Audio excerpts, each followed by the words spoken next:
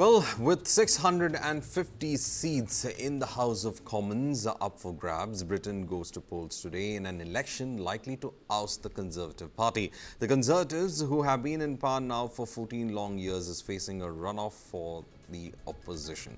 This election is being fought primarily between the ruling Conservative Party and the opposition Labour Party, which has not won a general election since the days of Tony Blair in 2005.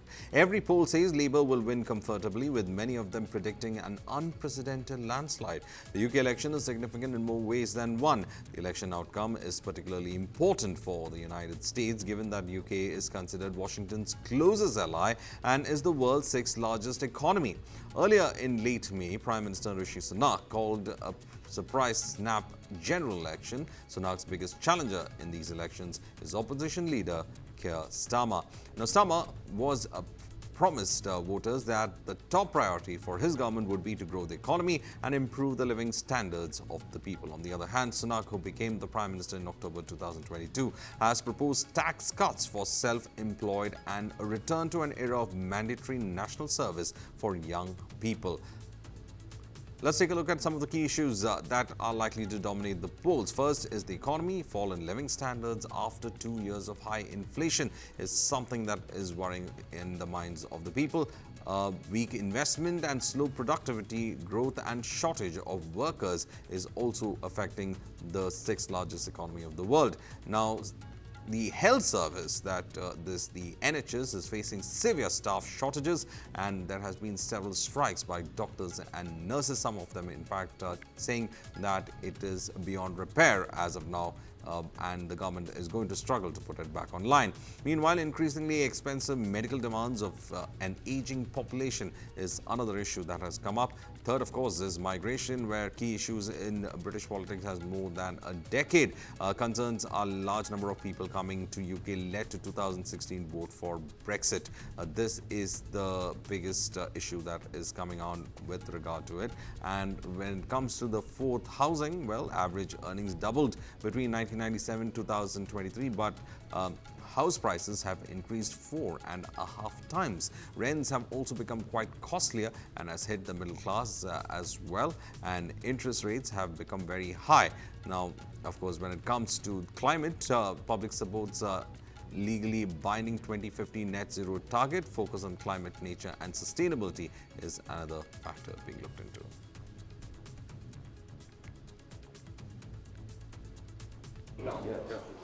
Nigel Farage's supporters are out in full force in England's Clacton-on-Sea to ensure he wins his first ever seat in Parliament.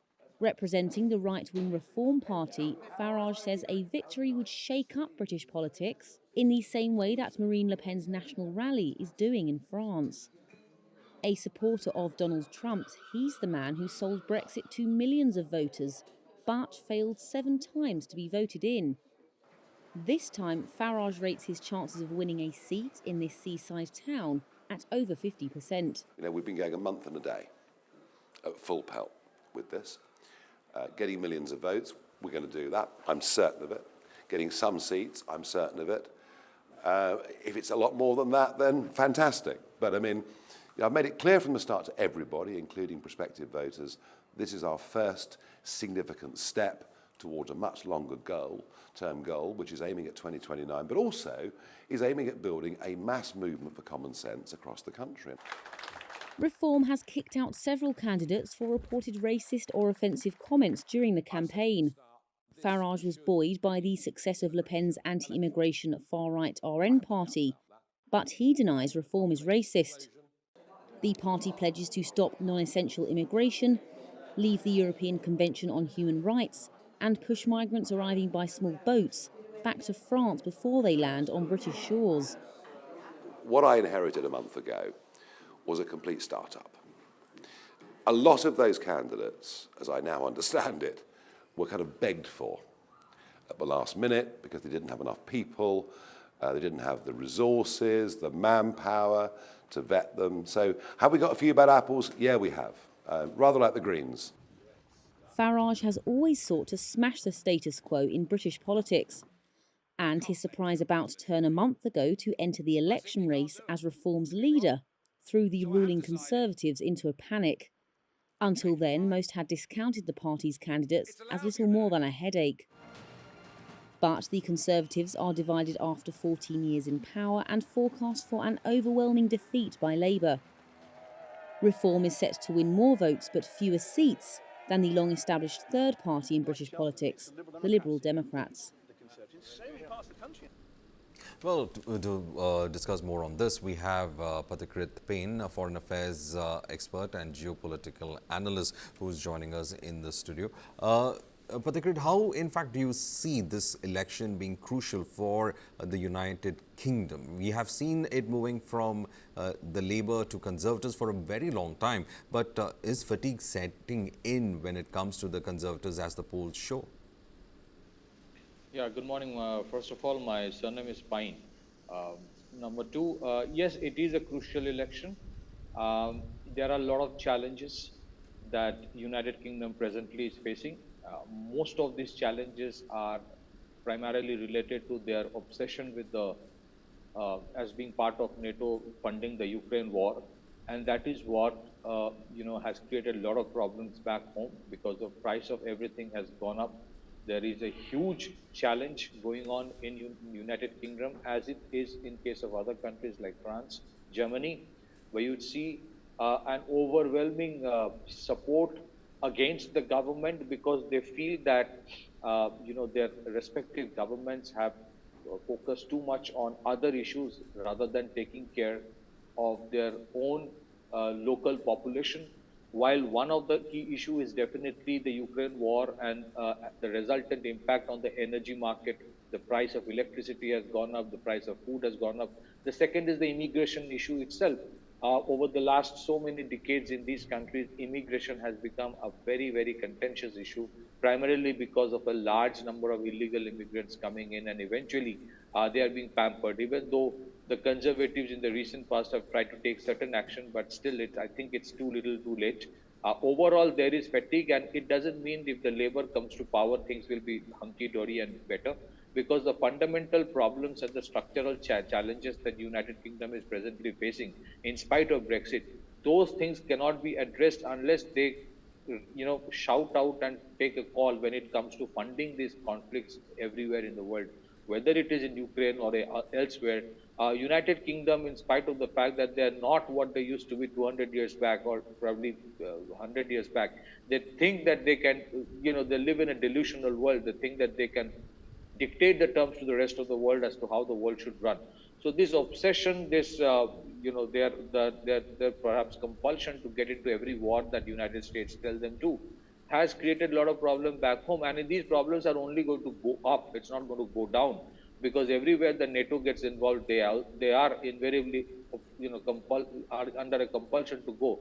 So fundamentally, the problem that you see in Germany, that you see in France, that you saw in many other Western European countries, you would see in United Kingdom as well. I think there's a lot of internal churning going on. People are fed up with their governments, and even when the Labour Party comes to power, I don't think it's going to be good, because within 6 months' time they will be as unpopular as the present regime is, because this country, like many other countries in Western Europe, need to take hard decisions, and I don't think they are in a position to take those hard decisions. Invariably, the result is that people are becoming fatigued with the kind of choices their governments have made while being in power. That has created a lot of problems, a lot of pain for their domestic population, who think that they have been completely ignored at the cost of other priorities, whether it is Ukraine war or pampering the illegal immigrants or many other issues, not being able to replace the challenges of Brexit with a free trade agreement with countries like India.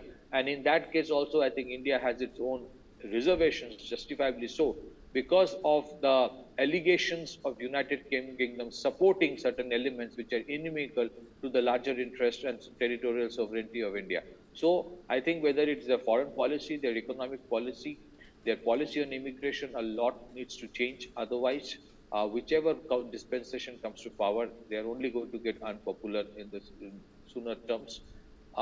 invariably giving rise to the right wing, as has happened in many But we other all, when you countries. say about the right wing, we have seen how Nigel Farage is now very confident that he would get Clacton. He has been saying that his party is also doing quite well among the voting population. They are gaining ground. But how do you see Nigel Farage's UK reform? It's not a completely rightist party, but there is a tendency to lead towards the right, but not in at the cost of certain liberal ideas that the country has. So, how complicated is that aspect of the right-wing politics in UK? First and foremost, I always say this, that in most countries, especially in Europe, the rise of so-called right wing is primarily because of idiosyncrasies of the so-called liberal parties. The situation in UK is no exception. So there will be efforts to ensure that Nigel Farage and his party does not come into power. As you see right now in France, efforts are being made by Macron's party and the leftist parties to ensure that Le Pen's party does not get the requisite majority. So even if they do it, I don't think it's going to reduce the popularity. I think the right wing is invariably going to get much more popular even in the days to come, whether it is in UK or other places. The reason is very simple. As I stated, unfortunately, I may sound politically incorrect, but there is a huge challenge that the societies in these countries are facing, where the domestic population is feeling literally threatened by this overwhelming invasion of illegal immigration that is happening primarily from Middle East and North Africa. And there's a clear-cut difference of ideologies, how the society should be, religious differences. Many of the people who are coming in are highly radicalized. United Kingdom, for all the liberalism that they lecture about, is increasingly becoming a country of ghettos. There are no-go areas for the whites. Literally, mark my word, there are no-go areas for the whites, and this is creating problem. So the domestic population, the original so-called English people, like the French, like the Germans, feel that they have been taken for a ride, and therefore, to express their frustration, often you see that they are voting towards other side, which some may call it as an extreme right wing or whatever. But this vote for the right wing is primarily because, as a result of the frustration with the liberal parties for what they have done, the idiosyncrasies that they have done in the name of liberalism. Well, That's a moot point. So a lot of course correction is needed so far as these liberal parties are concerned as to what should be their priority. You cannot take votes from your own people and then prioritize something else. You need to first of all ensure that your own country's people get jobs, not the illegal immigrants. You need to ensure they are secure, not think about Ukraine first. So the priority part is something. These G7 meeting recently, when it happened in Italy, the headline in Politico was this, that six lame ducks and Giorgia Meloni meet the G7 class of 2024. Look at the heading, lame ducks. Six lame ducks included the French head of state, the German head of state, and the British head of state also, the Canadian head of state. Look at the similarity in these countries. They live in a delusional world where their own political future is uncertain, and they went to decide what they should do with Russia and Ukraine. That is where I think the right, voters are responding. So I right. think a lot of course correction is necessary. Back. Well, thank you, Pine, for in fact speaking to us and giving a perspective on this. Meanwhile, my colleague Kabir has been giving us a detailed perspective of what's happening on the ground. Let's listen into a report from Kabir. Well, the latest that we're picking up from the streets of London, ladies and gentlemen, it's drizzling a little bit. You know how inclement weather here is in London. We're currently on Baker Street at this point in time, and what we're picking up is that the voting booths are soon going to be opened up. People are going to start trickling in and casting their ballot. Now, three options that people have to go for. You can either go for the Conservatives, you can either go for the Labour Party, or are you going to be a spoiled sport and cut each other's votes and go for the Reform reforms, the UK reform, Nigel Farage's party. It's going to be very interesting to see who's going to come out on top. Of course, the key issues that people are going to be voting on is the immigration setup. The Labour Party wants stricter immigration policies in play, and the Conservatives, after Rishi Sunak and Boris Johnson's latest bonhomie, we'll have to wait and find out as to will that pay any dividends or not. The housing crisis, that's something that people are constantly talking about here. The economy is another top issue that people are fed up of. The fatigue with the Conservatives, the 14-year rule, people certainly want change. They're substituting that word change with the word reform, and with reform comes Nigel Farage. What is he going to be able to do?